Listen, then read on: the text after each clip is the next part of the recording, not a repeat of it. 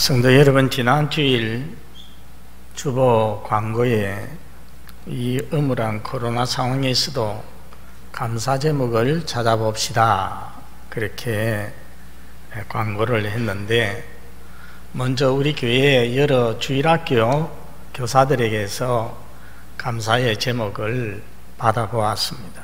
오늘 주보 7면에 기록이 되어 있는데, 첫 번째 감사에 보면 코로나로 모일 수 없는 상황이지만 미디어의 발달로 인해 비대면 예배로 드릴 수 있음을 감사합니다. 또 세 번째 감사 제목에도 자녀들이 비대면 예배를 잘 참석하고 신앙생활을 잘해주어 감사합니다 하고 있습니다. 코로나로 인해서 우리가 다 한자리에 모여서 예배를 드리지 못하면 아쉬운 일이지만, 그래도 온라인으로나마 하나님 앞에 예배 드릴 수 있음은 분명히 감사한 일입니다. 또 하나의 예배의 훈련이 아닌가 생각합니다.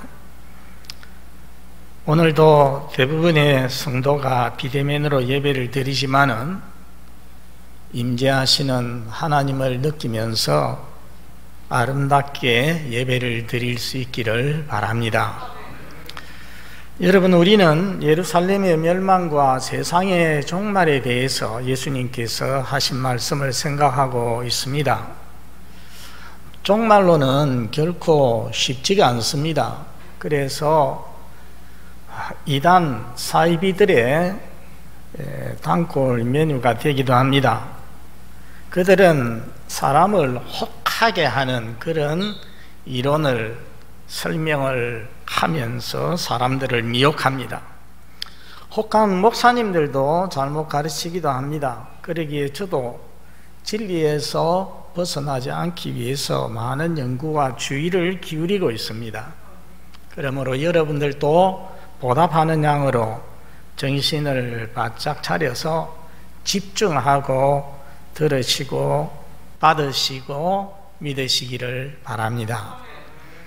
지난주일 생각한 24장 4절에서 14절 말씀은 마지막 때의 결정적인 징조가 아닌 일반적인 징조에 대한 말씀이었는데, 오늘 본문이 속한 15절에서 28절은 마지막 때를 가리키는 보다 더 분명한 징조가 되겠습니다. 오늘 본문 15절에서 22절은 대환란에 대한 말씀입니다. 자, 여러분, 다시 물어봅니다. 기본적으로 오늘 본문은 예루살렘 멸망에 대한 말씀이라고 했습니까? 세상 종말에 대한 말씀이라고 했습니까? 예루살렘 멸망이죠. 그러면서 세상의 종말에 대한 전조가 된다고 했습니다. 그러면 먼저 대환란의 때가 다가왔음을 어떻게 알 수가 있겠습니까? 15절에 보면은 멸망에 가정한 것이 거룩한 곳에 선 것을 보거든 하는 말씀이 있습니다. 여러분, 15절을 보면은 구약시대에 누가 이 말씀을 예언을 했습니까? 다니엘 선지자가 했습니다. 다니엘 11장 31절을 앞에 보고 한번 같이 읽어보겠습니다. 시작. 군대는 그의 편에 서서 성소 곧 견고한 곳을 더럽히며 매일 드리는 제사를 폐하며 멸망하게 하는 가증한 것을 세울 것이며. 오늘 예수님께서 저 말씀을 인용을 하고 계십니다. 여러분, 이 다니엘의 예언이 신구약 중간기에 그대로 이루어진 일이 있었습니다. BC 167년에 당시 팔레스틴은 알렉산더 대왕이 죽고 나서 네 그룹으로 나라가 분리가 됩니다.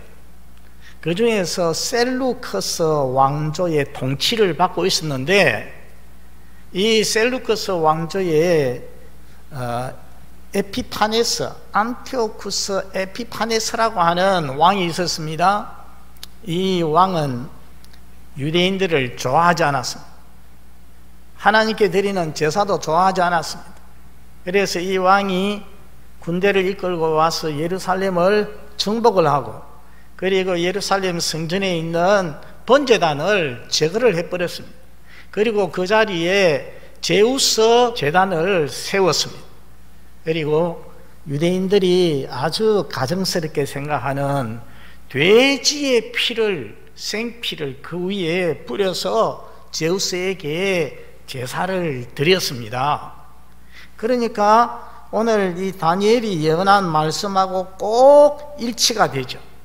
멸망에 가증한 것이 거룩한 곳에 서는 그런 일이 있었습니다.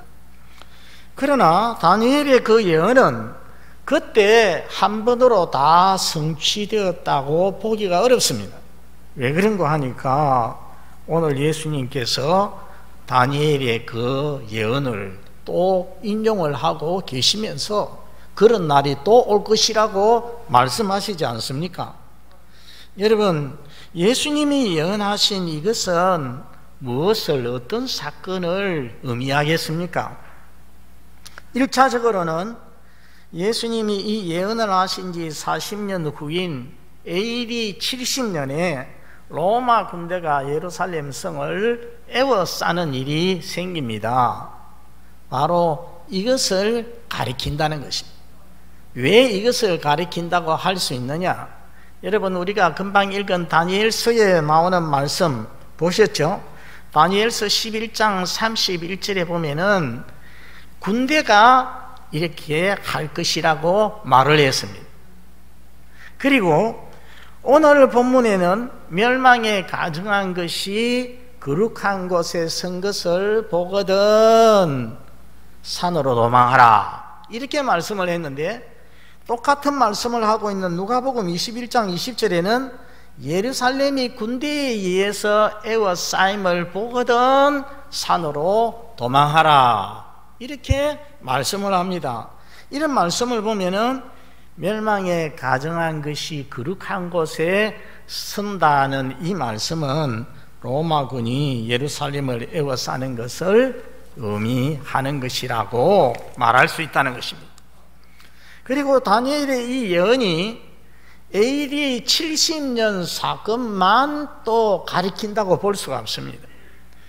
여러분, 데살로니가 후서 2장 4절을 앞에 한번 보시겠습니다. 시작. 그는 대적하는 자라 신이라고 불리는 모든 것과 숭배함을 받는 것에 대항하여 그 위에 자기를 높이고 하나님의 성전에 앉아 자기를 하나님이라고 내세우느니라.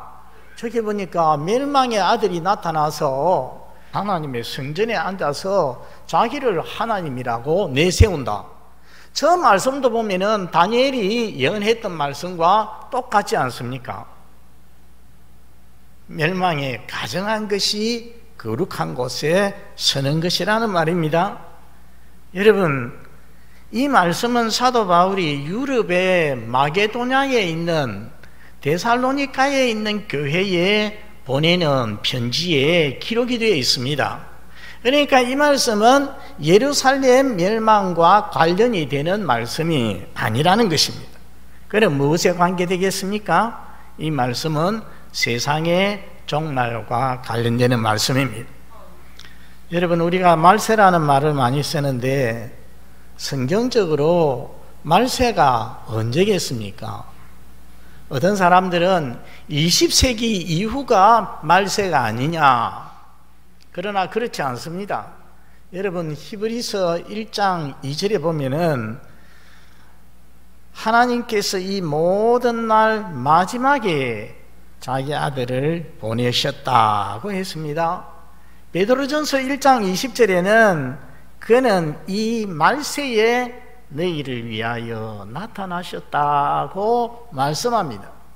여러분, 이런 말씀 다른 곳에도 여러 군데 있습니다. 이런 말씀을 보면은 말세가 언제부터 시작했다는 것입니까? 예수님이 오심부터, 그러니까 2000년 전에 예수님의 초림부터 말세가 시작이 되었습니다. 좀 더 정확하게 말하면은 예수님의 초림에서 예수님의 재림까지의 기간을 뭐라 한단 말입니까? 말세라 그렇게 말하는 것입니다. 그게 성경적입니다. 그러니까 데살로니가 후서 2장 4절의 말씀은 말세에 자기를 하나님이라 하면서 자기를 높이는 일들이 더러 있을 것을 예언을 하고 있습니다. 실제적으로 로마의 황제들이 어떻게 했습니까? 자기들을 신격화해서 숭배하도록 그렇게 했습니다. 그리고 지난 2000년 역사에 보면은 여러 독재자들이 아니면은 강한 황제들이 자기를 신격화해서 섬기도록 했음을 우리가 알고 있습니다. 다음으로 멸망에 가정한 것이 거룩한 곳에 서는 것을 보면은 어떡하라고 했습니까? 16절 말씀에 뭐라고 했습니까? 유대에 있는 자들은 산으로 도망할지어다. 왜 도망가야 됩니까? 그게 잠시 생략이 되어 있습니다. 왜 도망가야 되는지 그 이유가 21절에 있습니다. 여러분 21절 첫 줄에 뭐가 있을 것이라고 했습니까? 큰 환란이, 그래서 이 말에서 대환란이 나오는 것입니다. 그래서 우리가 오늘 말씀 본문의 순서를 조금 바꾸어서 21절 말씀을 이 대환란에 대해서 먼저 생각을 좀 하고자 합니다. 여러분 여기서 말하는 큰 환란, 대환란은 무엇이겠습니까? 이것은 예루살렘 성의 멸망을 가리킵니다. 세대주의라고 불리는 그룹이 있습니다. 신학적으로 문제가 있는데 이들은 이 대환란을 역사의 마지막에 예수님의 재림 직전에 있을 7년 대환란을 말한다고 주장을 합니다. 그러나 그런 성경적인 근거는 너무 미약합니다. 이 대환란은 예루살렘 성의 멸망을 가리키는데 21절 둘째 줄에 보면은 예수님께서 창세로부터 지금까지 이런 환란이 없었고 후에도 없으리라 했습니다. 요컨대 전무후무한 환란이 있을 것이다, 그렇게 말씀을 했습니다. 그러면 우리는 의문을 갖게 됩니다. 세계의 역사를 생각해 보면은 구약 성경에 기록이 된 노아의 대홍수와 같은 그런 큰 환란이 어디에 있었습니까? 그리고 우리가 알고 있는 세계 1차 대전, 세계 2차 대전도 얼마나 큰 환란이었습니까? 우리나라에서 있었던 6.25 전쟁만 해도 약 300만이 민간인 또 군인 다 해서 죽었던 엄청난 전쟁이었습니다. 다 예루살렘 멸망 때보다도 더 규모가 컸던 그런 전쟁이었습니다. 그러면은 오늘 예수님 말씀은 어떻게 되는가? 우리가 기억할 것은 그 규모가 아니라 그 정도에 있어서 전무후무한 환란이었다는 것입니다. 그 전쟁에 참여했던 역사가 요세푸스라는 사람은 유대인입니다. 유대인으로 이 전쟁에 참석을 했는데 포로가 되어서 나중에는 로마군 입장에서 이제 서게 되죠. 그리고 역사를 기록을 합니다. 요세푸스는 말하기를 예루살렘 멸망 시에 믿기 힘들 정도의 고통과 살상이 있었다고 기록을 합니다.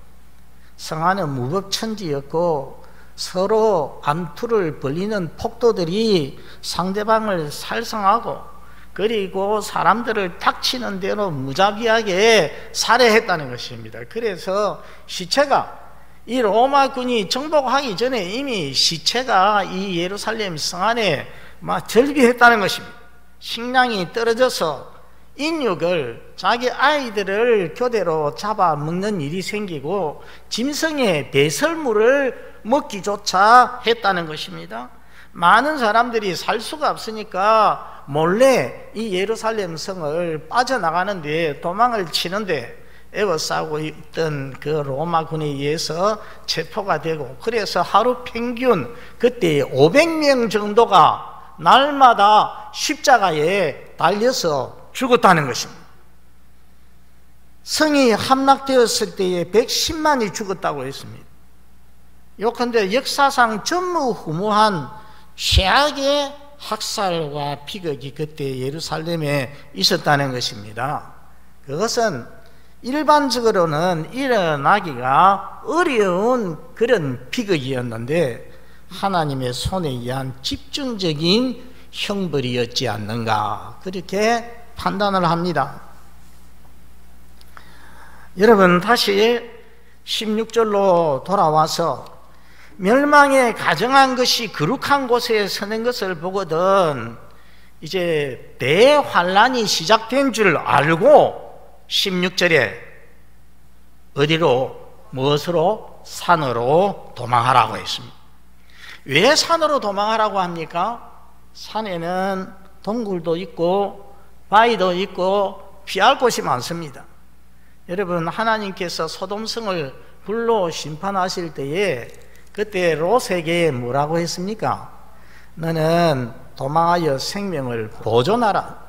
돌아보지도 말고 들에 머물지도 말고 산으로 도망하라. 그렇게 말씀을 했습니다. 사사기에 보면은 기드온 시대에 이스라엘은 미디안에 아주 극심한 그런 핍박을 받고 있었습니다. 사람들이 견디다 못해서 어떤 사람들은 산에다가 굴을 파고 그리고 거기에 산성을 만들어서 피했다고 했습니다. 그러니까 팔레스틴에서는 옛날부터 산은 마지막 도피처였습니다. AD 67년에 로마군이 예루살렘 성을 에워싸고 있을 때에 한 번은 로마군이 잠시 포위망을 풀고 철수를 한 때가 있었다고 합니다. 왜 그렇게 했는지 아무리 생각해도 설명이 불가능하다는 거죠. 그래서 그 일을 신비한 회군이라 그렇게 부른답니다. 그때에 성 안에 있던 기독교인들, 또 유대에 있던 기독교인들은 이 예루살렘 성에서 빠져나와서, 왜 빠져나왔겠습니까? 예수님의 말씀을 기억하고 산으로 도망하라시던 예수님의 말씀을 기억하고, 왜냐하면은 이 예루살렘 성이 로마 군대에 의해서 지금 포위가 되어 있지 않습니까? 거룩하지 멸망할 가정한 것이 지금 거룩한 곳에 섰거든요. 그렇기 때문에 이 철수를 잠시 푸는 사이에 그 성에서 기독 신자들이 빠져나와서 요단강을 건너서 요단강 동편에 펠라라고 하는 산이 있는데 그곳으로 모두 다 피신을 했다는 것입니다. 그래서 나중에 AD 70년대에 이 예루살렘 성이 완전히 멸망할 때에 예수 믿는 신자들은 한 사람도 죽지 않았다는 것입니다. 말세에도 비슷한 일들이 있을 것입니다. 성도들에게도 시련이 있고 환란이 있을 것입니다. 그런데 고난은 피할 수 있으면 피하라는 것입니다. 물론 그리스도인은 급장이어서는 안 됩니다. 필요하다면 진리를 위해서 죽음도 각오를 해야 됩니다. 그러나 꼭 그럴 필요가 없다면 위험해서 도망을 쳐야 한다는 것입니다. 무모하게 고난을, 죽음을 자초해서는 안 되는 것입니다. 어려움이나 재난, 수동적으로 당하기보다는 지혜롭게 적극적으로 피해야 되는 것을, 대처해야 됨을 우리에게 보여주는 것입니다. 그리고 17절 18절에 보면은 그때 지붕 위에 있는 자, 집안에 물건 가지러 가지 말고 밭에 있는 자는 겉옷을 가지러 뒤로 돌이키지 말라고 했습니다. 이 두 구절은 환란의 긴급성을 보여줍니다. 이 말씀은 AD 70년 때에도 필요했겠지만은 어느 시대나 필요한 말씀입니다. 물건이나 생명 둘 중 하나를 선택해야 될 만큼 긴급한 때에는 무엇이 아까워서, 물질이 아까워서 뒤를 돌아보는 사람이 되어서는 안 된다는 것입니다. 말세를 사는 우리 성도들, 세상에 지나갈 것, 썩어서 없어질 것보다도 자신의 영혼을 먼저 생각하는 성도가 되시기를 바랍니다. 19절에는 그날에는 아이 뵌 자들 젖 먹이는 자들에게 화가 있으리라. 왜 그렇습니까? 이들은 신속하게 움직일 수가 없습니다. 피난 과정의 어려움이 예상이 됩니다. 그렇다고 해서 말세를 사는 성도는 아이를 가지는 것도 가급적 피해야 된다는 그런 말씀은 아닙니다. 사실이 그렇다는 것입니다. 20절에는 도망하는 일이 겨울에나 안식일이 되지 않게 기도하라고 했습니다. 여러분, 우리나라는 여름이 우기입니다. 그런데 팔레스틴에는 겨울이 우기입니다. 그러면은 없었던 강이 생기기도 하고 요단강에 물이 넘치기도 하는 것입니다. 옛날에 애굽에서 노예 생활하던 이스라엘 백성들이 홍해를 건너서 시나이 반도를 다 해서 나중에 요단강을 건너서 가나안 땅으로 들어갈 때, 그때도 보면은 우기가 되어서 요단강이 이렇게 막 넘쳤다고 했죠. 참 건너기가 어려운 때였다고 했는데 바로 그런 때가 되지 않도록 기도하라는 것입니다. 물이 넘치면은 건너가기가 어렵습니다. 또 겨울이면은 춥습니다. 그리고 안식일이 되지 않도록 했는데, 안식일은 유대인들은 오리 이상을 걷지 않습니다. 일을 하는 것으로 보기 때문에. 그리고 전쟁이 터져도 무기를 가지고서 저항하지 않습니다. 그래서 역사를 보면은 이스라엘의 대적들이 고의로 안식일에 이스라엘을 공격함으로 인해서 이스라엘 사람들이 반항을 못하고 크게 희생을 치른 그런 일들이 들어 있었습니다. 그래서 안식일에 나지 않게 기도하라. 여러분, 겨울에 안식일에 나지 않았으면 좋겠다 생각만 하지 말고 뭐 하라고 했습니까? 기도하라. 한번 따라서 합니다. 기도하라. 여러분, 우리 성도는 생각해 보면은 하나님께서 좋은 날 주시기를 기도할 때가 들어 있습니다. 그렇지 않습니까? 그런데 거꾸로 생각을 보면은 우리가 이 땅에 사는 날 동안에 어쩔 수 없이 환난을 당하는 날도 있는데 그 환난의 날을 위하여서 기도는 거의 하지를 않습니다. 저도 그런 것 같고 아마 여러분들도 그럴 것입니다. 그러나 오늘 이 말씀을 보면은 성도는 환난의 때를 위하여서도 기도해야 한다는 것입니다. 그 환난의 때 나에게 언제 닥칠 줄 모르겠지만은 그러나 하나님, 제가 잘 감당할 수 있는 때에 일어나게 해 주십시오. 그렇게 기도하시라는 것입니다. 마지막으로 생각할 것은 대환난의 때에도 하나님의 자비가 있다는 것입니다. 여러분, 22절 보시기 바랍니다. 22절 한번 같이 읽겠습니다. 시작. 그 날들을 감하지 아니하면 모든 육체가 구원을 얻지 못할 것이나 그러나 택하신 자들을 위하여 그 날들을 감하시리라. 여러분, 이 말씀은 1차적으로는 AD 70년께의 유대인들에게 적용이 됩니다. 예루살렘에 대한 마지막 총공세의 기간은 AD 70년 4월에서 9월까지 5개월에 불과했다고 합니다. 그렇게 짧게 끝난 것은 특별한 하나님의 섭리적인 개입이 있었기 때문이라고 기록을 하고 있습니다.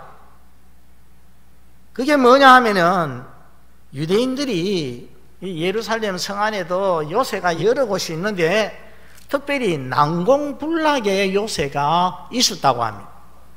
그것을 이렇게 정복하기에는 로마 군인들도 너무 힘들었다는 거죠. 그런데 이상하게도 유대인들이 그 난공불락의 요새를 갑작스럽게 포기를 했다는 것입니다.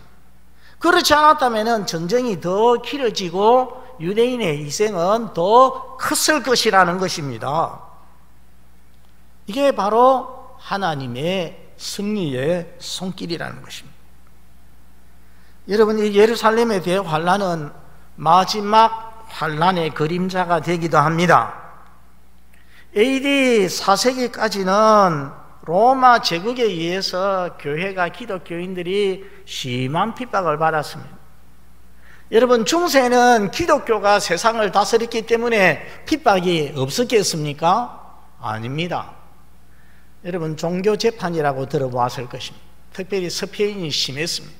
이 종교재판, 그 추기경이 제일 큰 재판장이 되고 그 밑에 내려가면서 다 재판장이 되어가지고서, 그래서 중세 교회가 올바른 교리를 이야기하고 올바른 복음을 이야기하는 사람들 다 잡아가지고서 죽였습니다. 엄청난 희생이 있었습니다. 또 우리 19세기, 20세기에 와서는 우리가 아는 대로 공산 치하에서 얼마나 많은 핍박이 있었습니까? 그런데 여러분, 그 환난의 날을 감하시는 자가 있다는 것입니다. 누구십니까? 우리 하나님이십니다. 구약에 여러분 욥의 고난을 보십시오. 사탄이 욥을 치려고 할 때 하나님께서 1차 시련에서는 그의 몸에 손대지 말아라. 2차 시련에서는 뭐라고 했습니까? 그의 생명에 손대지 말아라. 하나님께서 언제나 딱 제한 선을 치는 것을 볼 수가 있습니다. 신약에서도 계시록 2장에 보면은 스무나 교회가 나오는데, 스무나 교회, 환난받는 교회, 고난받는 교회였습니다. 그 교회에 예수님께서 이런 말씀을 하셨습니다. 마귀가 너희 몇 사람을 옥에 던져서 그래서 너희가 10일 동안 환난을 받으리라 말씀했습니다. 10일 동안 이렇게 환난의 날을 제한하시는 분이 누구십니까? 우리 하나님이십니다. 우리 주 예수님이 그것을 제한을 시키는 것입니다. 여러분, 역사는 어떤 사람은 이런 생각을 합니다. 선과 악의 투쟁으로 봅니다. 하나님과 사탄의 세력의 투쟁이 계속되다가 마지막에 하나님의 승리로 끝이 난다. 여러분, 그렇습니까? 그렇지 않습니다. 마귀의 세력은, 악의 세력은 하나님의 절대적인 손 안에 있습니다. 하나님의 통제 안에 있는 것입니다. 그래서 성도가 아무리 어려움을 당해도 마귀 손에 있는 것이 아니라 누구 손에 있다고요? 하나님의 손 안에. 그래서 시편 31편 15절에 그 다윗이 하는 말이 내 시대가 주의 손에 있사오니, 마귀 손에 있는 것이 아니라 내 시대가 주의 손에 있다는 것입니다. 대적의 손에 있는 것도 아니고 하나님의 손에 있다는 것입니다. 우리 하나님은 자비하시기 때문에 성도의 고난을 감하여 주신다는 것입니다. 그래서 우리 성도들이 이것을 믿고 하나님 앞에 기도해야 됩니다. 하박국 3장 2절에 진노 중에라도 긍휼을 잊지 마옵소서. 그 기도가 얼마나 꼭 맞는 기도입니까? 진노 중에라도, 환난 중에라도 하나님 긍휼을 잊지 마옵소서, 감하여 주시옵소서. 여러분, 오늘 본문이 주는 전체적인 교훈이 무엇이겠습니까? 고난의 교훈입니다. 예루살렘 멸망 전으로 해서 무서운 환난이 있을 것임을 보여주시고, 또 말세를 사는 우리에게도 환난이 있을 것임을 말씀해 줍니다. 어떤 사람들은 예수 믿으면 고난이 없다, 만사가 형통한다고 합니다. 여러분, 옳습니까? 아닙니다. 그것은 기복신앙입니다. 세대주의는 환난 중에 성도는 휴거가 되어버린다고, 그래서 우리 성도들은 환난이 없다고 합니다. 그것도 잘못입니다. 우리 사도행전 14장 22절 앞에 보고 한번 같이 읽어보겠습니다. 시작. 우리가 하나님의 나라에 들어가려면 많은 환난을 겪어야 할 것이라. 사도 바울이 성도들에게 한 말입니다. 우리가 하나님 나라에 들어가려면 많은 환난을 겪어야 할 것이다. 그렇지만은 요한복음 16장 33절 같이 읽어보겠습니다. 세상에서는 너희가 환난을 당하나 담대하라, 내가 세상을 이겼노라. 저 중간에 보십시오. 세상에서는 너희가 환난을 당하나 담대하라, 내가 세상을 이기었노라. 세상을 이기신 예수 안에 있는 자들은, 세상을 이기신 예수님을 믿는 자들은 그들도 다 예수님처럼 승리하게 되어지는 것입니다. 그러므로 비록 승리의 과정이 멀고 힘들어도 우리 성도들은 결코 낙심해서는 안 됩니다. 승리의 날 멀고 험해도 주님께서 나의 앞길 지켜주시리. 성도 여러분, 이 믿음 가지고서 승리하시는 성도 여러분 다 되시기를 바랍니다. 우리 아버지 하나님, 오늘 우리 주님께서 예루살렘 멸망과 마지막 때의 날들, 종말의 날을 바라보시면서 예언하신 것을 보았습니다.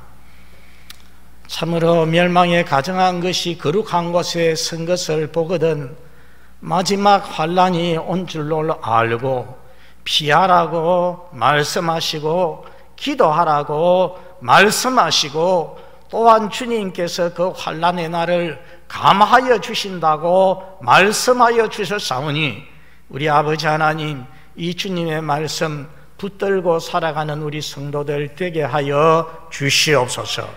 그리고 어떠한 상황에서도 우리 승리하신 주님 안에 있는 우리가 승리할 것을 믿고 믿음으로 승리하는 성도들이 되게 하여 주시옵소서. 예수님 이름으로 기도드리옵나이다. 아멘.